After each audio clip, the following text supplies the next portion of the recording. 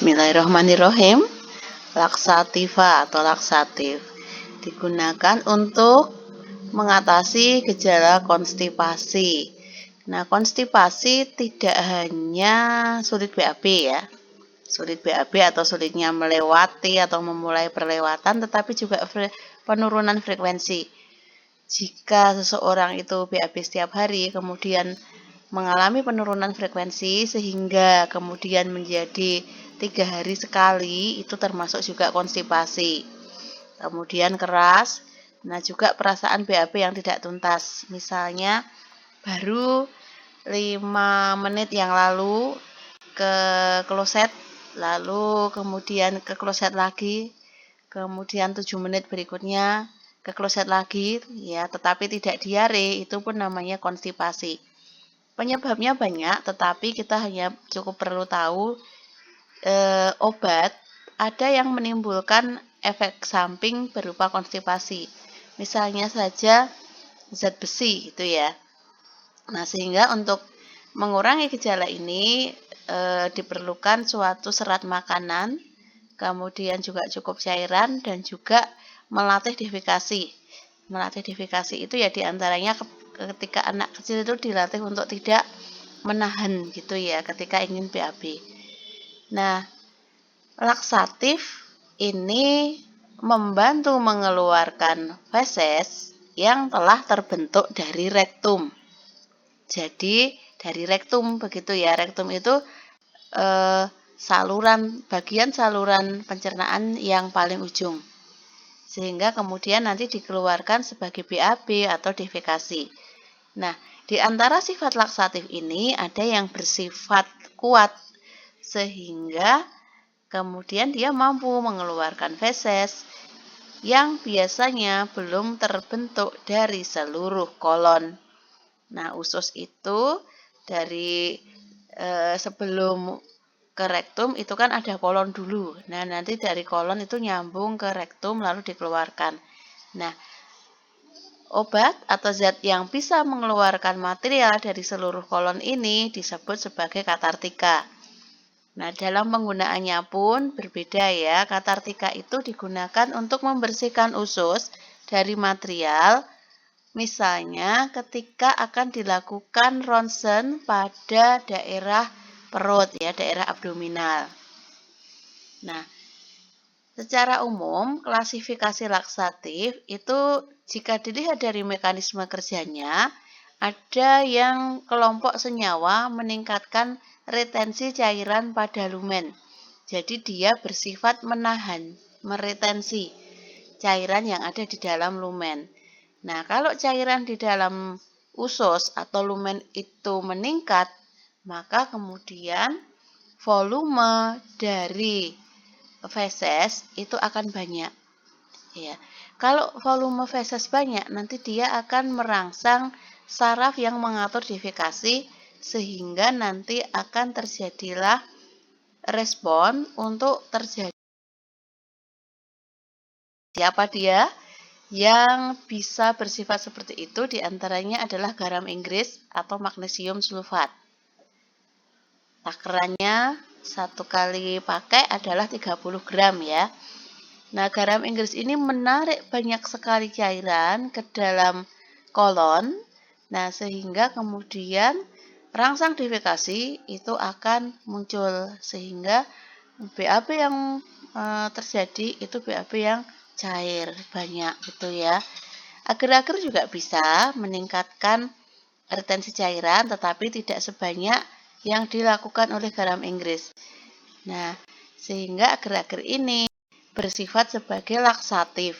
Sedangkan garam Inggris bersifat sebagai tadi ya, katartika. Begitu. Kemudian stimulasi non-spesifik atau iritan dengan efek pada sekresi cairan dan motilitas. Misalnya fenolftalin, bisakodil, sena, dantron, oleum ricini, kalume. Nah, ini adalah zat-zat yang bisa merangsang pada efek motilitas. Jadi kemudian gerakan dari rektum dan juga kolon itu dipercepat sehingga kemudian muncul BAB. Sedangkan konsistensi atau bentuk feses dari kelompok kedua stimulasi non-spesifik ini bentuknya masih tetap seperti semula gitu. Sekali ketika pun ada perubahan bentuk tidak seperti yang terlihat pada mekanisme meningkatnya retensi ini itu ya. Nah, sehingga sampai di sini kita bisa memilihkan jika ada seorang penderita wasir, kemudian si penderita wasir tersebut mengalami konstipasi, manakah yang harus kita pilihkan? Tentunya kita bisa memilihkan yang nomor 1, begitu ya. Kenapa yang nomor 1? Karena yang nomor 1 ini bisa meretensi cairan. Dengan meretensi cairan, maka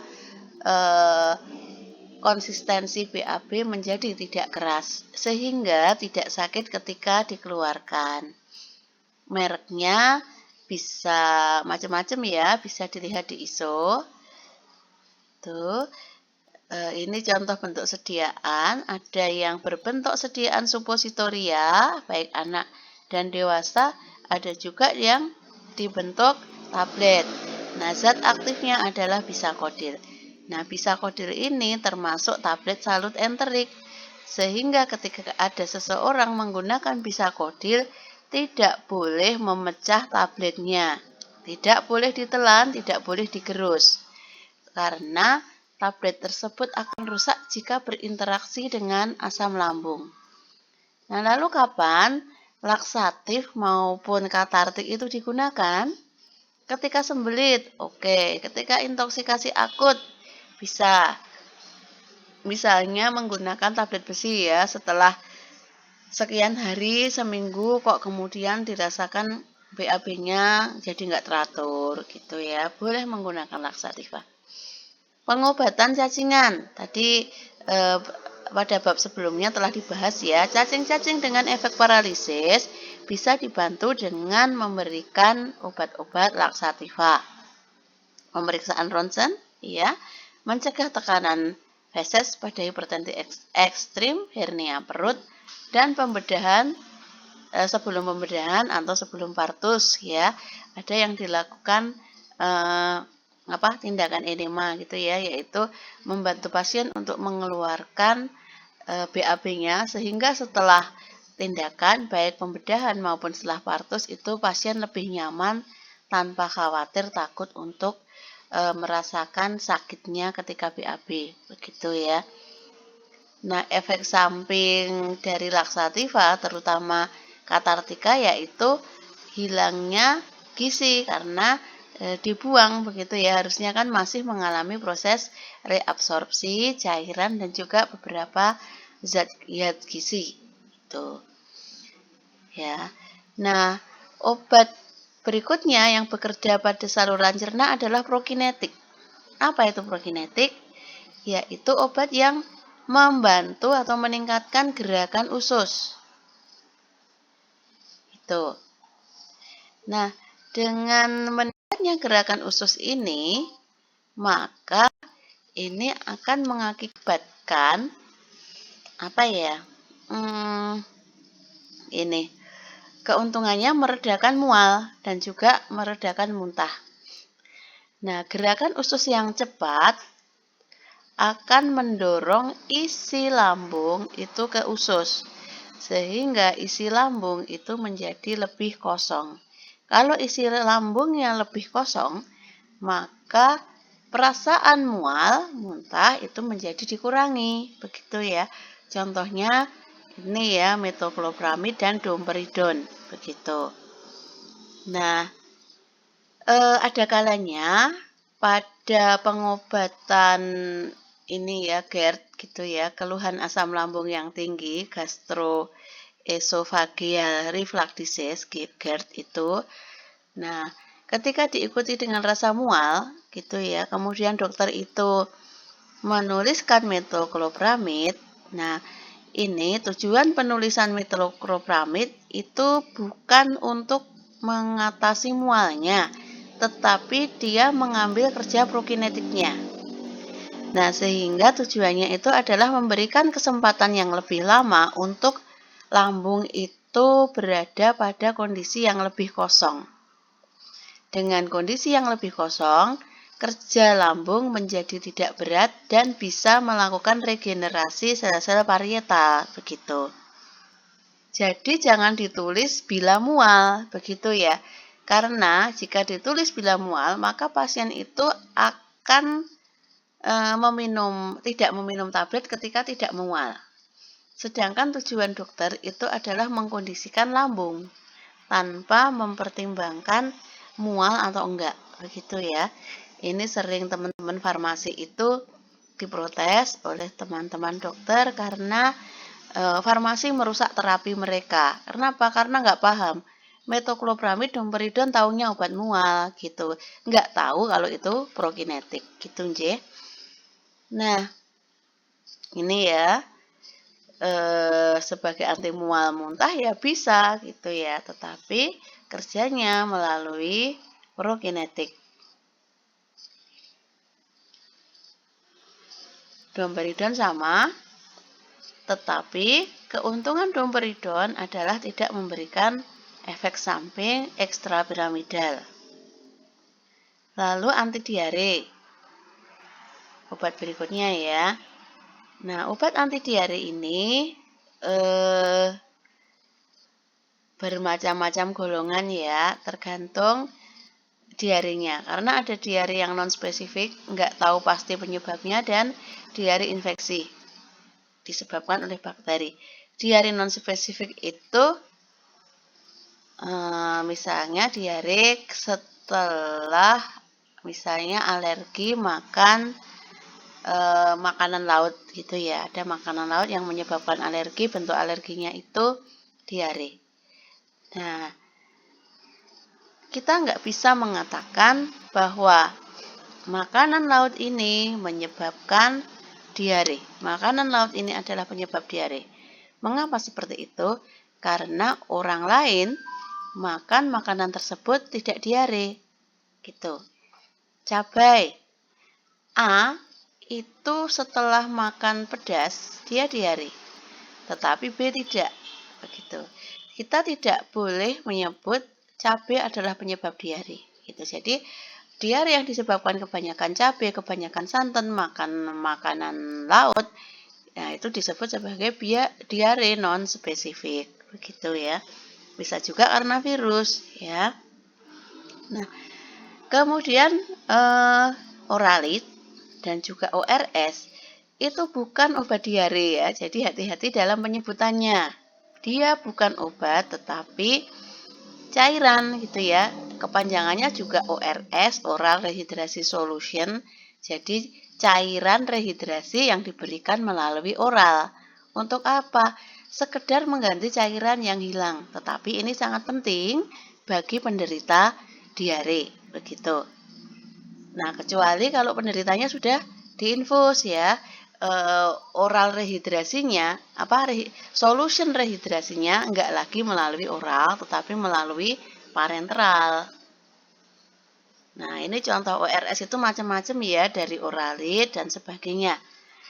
Nah, Oralit bisa digunakan terus-menerus selama masih diare, tetapi bila sudah seger, sudah nggak diare ya dihentikan. Kenapa? Nah, supaya tidak kloremi, tidak hipernatremi, tidak hiperkalemi. Itu juga mengganggu keseimbangan elektrolit. Nah, bentuk gangguannya apa? Nah, kita harus belajar fisiologi manusia, begitu ya. Nanti luas sekali ilmunya. Nah, kemudian jika diare, selain ORS sebagai pengganti cairan, nah, maka sekarang obatnya ya, ada 4 kelompok: penghambat motilitas, absorben, probiotik dan suplemen zinc, kemudian antibiotik. Ini probiotik ya. Nah, penghambat motilitas, nah kenapa kok motilitas atau gerakan usus harus dihambat? Diare itu terjadi karena gerakan atau kontraksi usus itu begitu cepat melebihi normalnya. sehingga pada usus itu tidak terjadi proses reabsorpsi kembali cairan ke dalam tubuh. Nah, akibatnya kan bentuk dari diare itu ya cair, kemudian cairannya sangat banyak dikeluarkan sehingga penderitanya akan lemas. Begitu. Tidak saja lemas tetapi juga nanti menghambat metabolisme secara luas gitu ya. Nah, sehingga pendekatannya adalah bagaimana caranya mengurangi gerakan usus. Dengan apa? Dengan loperamid. Gitu ya. Nah, di antaranya loperamid. Nanti ada obat lain yang kita bahas pada materi yang lain, tetapi efek yang ditimbulkan sama, tetapi mekanisme kerjanya beda. Loperamid nggak boleh dipakai untuk anak-anak dan manula. Batasan anak itu 12 tahun ya. Dapat menyebabkan paralisis otot saluran cerna. Jika terjadi paralisis ini, pemulihannya akan sulit, memakan waktu yang cukup lama begitu ya. Jadi tolong banget sangat hati-hati, jangan memberikan loperamid pada anak dan dewasa. Ini tergantung dari pendekatan edukasi kita kepada pasien atau penderita gitu ya. Walaupun pasien itu namanya pasien itu nggak ngerti ya, dia cari dari internet, dibilang teman dan sebagainya gitu ya. Nah, kita berikan edukasi. Nah, kemudian absorben. Ini menyerap. Apa yang diserap? Cairan dan juga toksin yang ada dari dalam saluran cerna. Karena diserap toksinnya, maka fesesnya menjadi padat. Contoh bahannya apa? Kaolin, pektin, aktabulgit, karboadsorben. Bisa juga kombinasi keduanya, gitu ya. Bahkan ada yang dikombinasi dengan bahan alam. Lalu ada juga yang berikutnya itu suplementasi zinc, gitu ya. Zaman dulu banget itu nggak ada ya suplementasi dengan zinc. Nah, dosis suplementasi yang zinc untuk daya tahan tubuh dengan yang untuk diare itu berbeda. Nah, silakan boleh dilihat di ISO-nya berapa perbedaan dosisnya ya. Nah, ini sifatnya pelengkap tapi penting, terutama diare pada anak.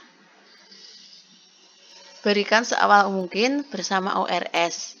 Nah, bedanya dengan ORS, zinc ini diberikan 1 kali sehari selama 10 hari berturut-turut. Walaupun diarenya sudah berhenti ya. Ada yang berbentuk sirup, suspensi, tablet dispersibel begitu ya. Tuh. Nah, dia akan melindungi dari risiko diare untuk 3 bulan bahkan sampai 3 bulan ke depan ya. Karena ini juga dipengaruhi oleh tingkat paparan infeksi dan bagaimana perilaku hidup dari pasien tersebut begitu. Nah, lalu probiotik, bakteri menguntungkan. Jadi karena ini probiotik ya, ini bakteri, maka bakteri ini adalah hidup begitu ya. Nah, untuk apa bakteri hidup ini? Untuk tumbuh gitu di dalam saluran cerna, dia akan menjadi pesaing bagi bakteri yang tidak baik gitu ya. Nah, jika ada bakteri baik, maka kehidupan bakteri kurang baik itu kemudian akan ditekan. Jadi bakteri buruknya tidak akan berkembang tidak akan berkembang biak dengan cepat gitu ya. Contohnya Lactobacillus acidophilus, Bifidobacterium longum gitu ya.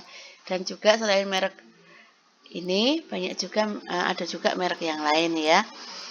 Nah, kemudian ini antibiotik ya. Antibiotik untuk diare hanya diberikan ketika diare disebabkan oleh bakteri. Taunya dari mana? Dari laboratorium bisa. Kemudian juga dari temuan dokter saat melakukan anamnesis. Itu ya, dari anamnesis ditemukan bahwa ini diare disebabkan bakteri. Kemudian dokter mendiagnosis bahwa diarenya adalah diare bakteri, sehingga kemudian dituliskan resep antibiotik. Nah, itu pun kemudian dilakukan pemastian melalui pemeriksaan laboratorium. Nah, jika kemudian ditemukan antibiotik yang sesuai, maka akan diberikan antibiotik pilihan sesuai dengan jenis bakteri yang menginfeksi pasien tersebut. Wassalamualaikum warahmatullahi wabarakatuh.